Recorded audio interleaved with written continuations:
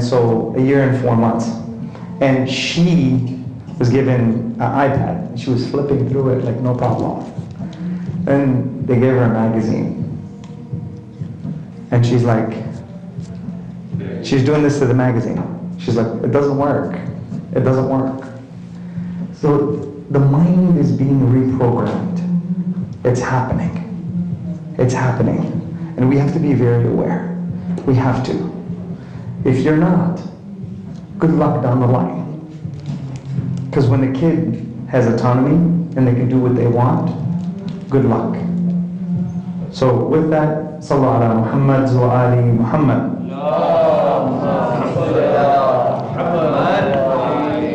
I'm taking these home, by the way. Okay. So from here, what we're going to talk about first, inshallah, in tonight's presentation, I decided to go after setting up a structure, a belief structure. What does that take?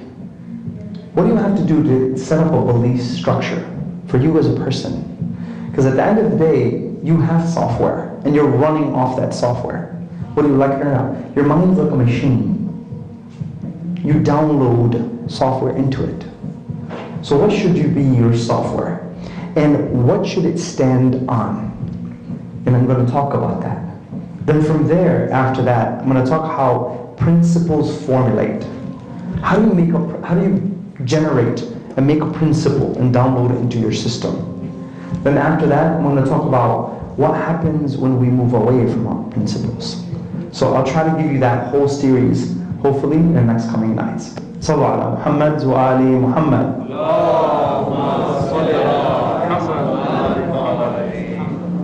Bismillah ar-Rahman ar-Rahim. In the Quran it states, Inna anzalnaka bil-haq. That means is, we have sent you with the truth. So on that level, one has to understand what is the truth. Is it a cell phone? Is it a game? What is the truth? And how do you distinguish between truth and falsehood? In the Quran it says, تَبَيَّنَ الرُّشْدِ مِنَ الْغَيِّ. Truth is clear from error. So what happens to us when we build a belief structure that's based on truth? And watch this. Once we start understanding the difference between those two things, you're going to see how you progress in life. So let me ask you guys really quickly, what was your first job? Somebody give me some volunteers. Give me your first job. Teaching. Okay, good. What else? Software engineering. Software engineering, mashallah. What else? Come on, a few more volunteers. Go ahead. Excellent. Okay. I will differ with all of you. And I'm telling you, the first job was what? For you to scream when you came out of your mother's womb. That was your first job. That was your first choice. Because you're like, what did you do? Why did you bring me out here? Your second job was to do what? Find some milk. Third job, learn how to speak. Fourth job, crawl. Fifth job, walk. Do you see how responsibility is growing from the first second you enter this world? هو الذي يصوركم في الأرحام كيف يشاء. He fashions you in the womb of your mother as He pleases. And when you come out, you are pure, unique. You are purely unique. No individual has existed, is existing, or will exist that's like you. That's an incredible concept. I am so unique and special that Allah Azza wa Jal chose me and He fashioned me in this uniqueness. That's incredible. Now He gave me jobs. And He brought me in the first 5 jobs. Do you see the responsibility that's growing in each job? Guess what? It never stops growing. Responsibility never stops growing. It keeps getting harder and harder and harder. MashaAllah. You're having some sleepless nights, I know that. It gets harder and harder and harder. It doesn't stop. And it's not waiting for you. It's not. So if we don't build the right construction under each level, wow. My brother's here, right? Some of you retreated to the back. I'll bring you back up, don't worry. But when you guys are playing a game, doesn't the game get harder and harder and harder? Doesn't it? Don't your skills have to get better and better and better? It's the same thing with life. When you play the game of life, it's incredible what happens. So you have to build the right belief structure underneath each level of responsibility. That's how it works, whether you like it or not. So some of you said teaching, correct? Thank you, sister, for volunteering first. I appreciate it. But from there, you start understanding that I have to build the right foundation. And if I don't, what happens when I try to hit the next level of responsibility? My belief structure is going to collapse. That's what happens to us. If you don't build yourself stage by stage by stage, the next level of responsibility, you will not have the right belief structure to uphold the responsibility that's coming to your door tomorrow. Hence, when you see Imam Hussein alayhi salam, what does he do in the nights when what? Muawiyah died. Study history. Do you think Imam Hussein can just come out like that? His belief structure had to be what? Built stage by stage by stage, so you can make those kinds of decisions. How many people stood with Imam Hussein? Very little. Look at the other side. A lot. We think that just when the Imam appears, we're just going to go. Yeah, Imam, I got this. That's it. I'm just going to go. You know what's going to happen? Your heart's going to tell you, no, we're not going. This thing's going to tell you, you know what, let's go. You can do it. But if you're not constructed properly, and if you don't have the right stage and belief, don't think you're just going to get up and go. It's not going to happen. The longest journey you will ever go through is from here to here. That's the longest journey. You know why? Because these things have to connect properly. When these things connect, you connect. And what happens when the situation comes to your door and says, come out here, I have something to say to you. When the situation came to Imam Hussein alayhi salam, and he was offered to give bay'ah to Yazid, that's a situation. That's responsibility coming to your door, whether you like it or not. That's how it works. Now your belief structure is going to be able to handle that responsibility. Our kids are our responsibility. They're a trust on you. Don't give them the wrong things. Build the right system, step by step by step. So when it's time for them to say no, like Imam Hussein alayhi salam says no, they can do it. Sallallahu ala Muhammad wa ali Muhammad.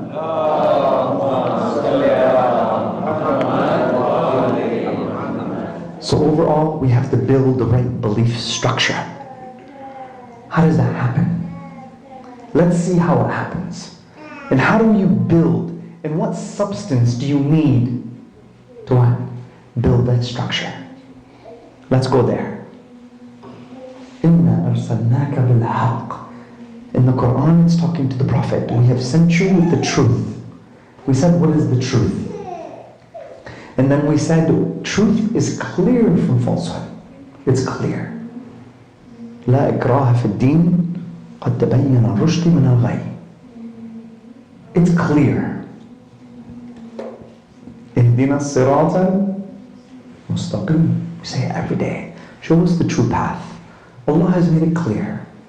He's given you 14 guides. He's given you a manual, a book.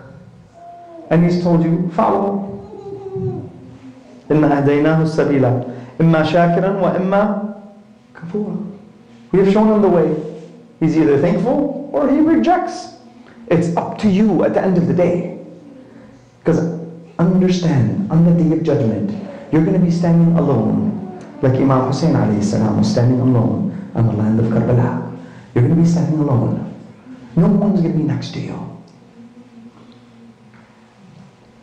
Tall, big, short, small, 50, 25, 30, 70, it doesn't matter. It's coming. So you better believe, build the right belief structure. Some of us, we may think that we have it. But when the challenge comes, wow, you see who you really are. When you get tested, إِنَّا خَلَقْنَا الْإِنسَانَ مِن نُطْفَةٍ أَمْشَاجٍ نَبْتَلِيهِ فَجَعَلْنَاهُ سَمِيعًا بَصِيرًا. Surely we will test you. You're going to be tested.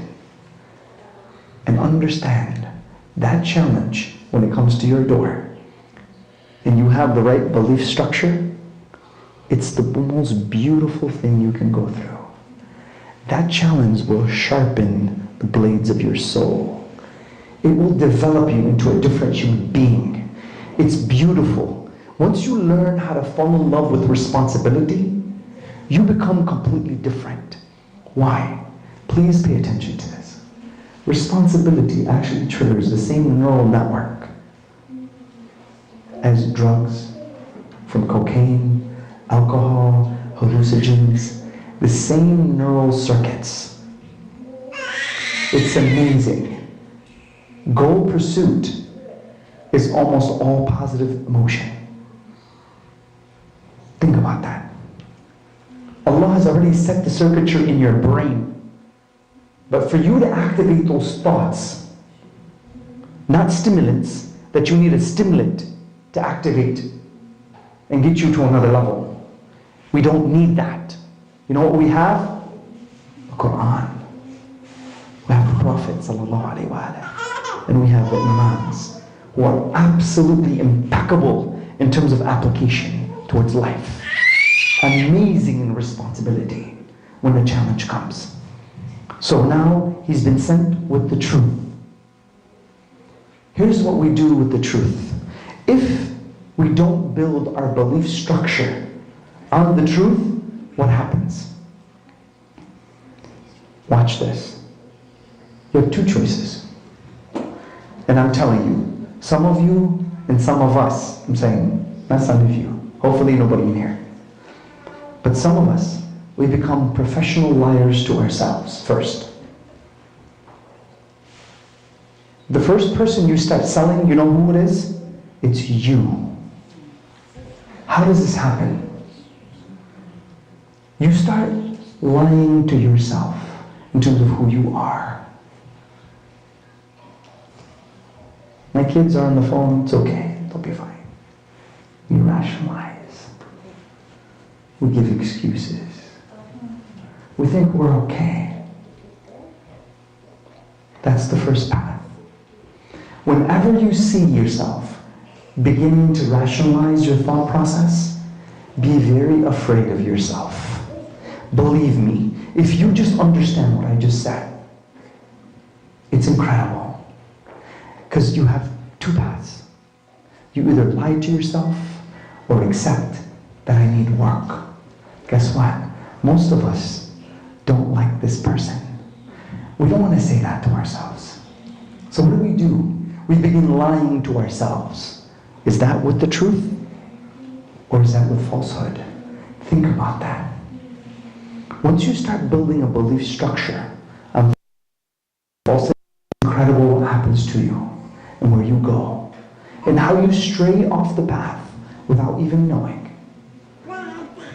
So ultimately, the first person that you have to be honest with is who? Me. That's not easy. That's not an easy thing. Because honesty with the self is very difficult. It means I have to look at my negatives, not my positives. Now go to the master of science and application, Imam Ali alayhi salam.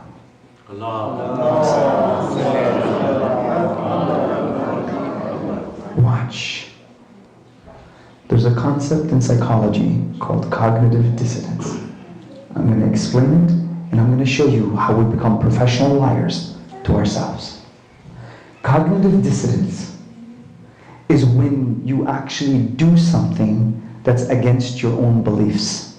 Your actions go against your beliefs. I believe that I should be in Imam Hussein's corner, but my actions go to Yazid's corner. What do I do when that happens? Do I rationalize and tell myself, it's okay, it only happened one time, I'm just learning? Or do I really look at myself and study myself and go into discovery mode and I reflect and I see my own situations and what they are for the truth of what is in them? Do I study who I am? Do I bring myself out on the table and I say, look, here's what you did, and this is the truth, and this is what happened? Or do I rationalize? بَلْ الْإِنسَانَ عَلَى نَفْسِهِ لَبَصِيرًا وَلَوْ أَلْقَى مَعَاذِيرًا. Surely man will be a witness against who? His own self. So imagine on the day of judgment, Allah brings out your own intention right in front of you. Imagine that. Really think about that situation. That Allah, is there anything more intimate to you than your own intention? Think about that. Is there something closer to you than your own intention? And imagine Allah brings it out in front of you and says, here.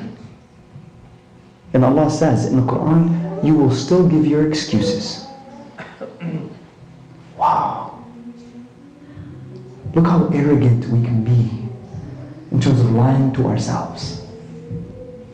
Because when someone doesn't have truth, guess what? They have arrogance if they think they're right. Look at the shaitan. Allah commanded him to bow to Adam. He says, I am better than him. Superior comparison. He's compared himself to who? To Adam. He says, I am better than him.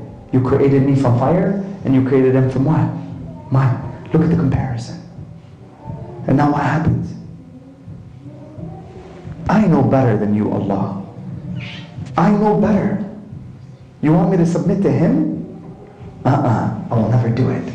I know better. We can get to that level as well. That is dangerous. So now what happens? Imam Ali, alayhi salam,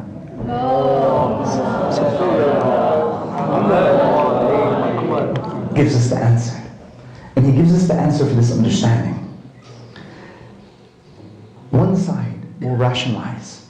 Another side, Imam Ali will tell you what to do in Dua Kumail. He says, Ataytuka ya Rabbi. And he uses 9 different states. Munkasiran, Mu'tarifa, Muniba. Wow. Your heart is getting the right medicine. It's not lying to itself. And it's being healed the right way. So when I come to Allah and I say, Ya Allah, I'm admitting I did 1, 2, 3. It softens the heart. It softens the heart. Why? Because truth is embedded in the words. And your belief structure is being built on the truth. So within your thought process is embedded truth. When that happens, you start admitting to your faults and your mistakes. And now you go to Allah in the middle of the night You put your head in sujood and you say, Ya Allah, forgive me.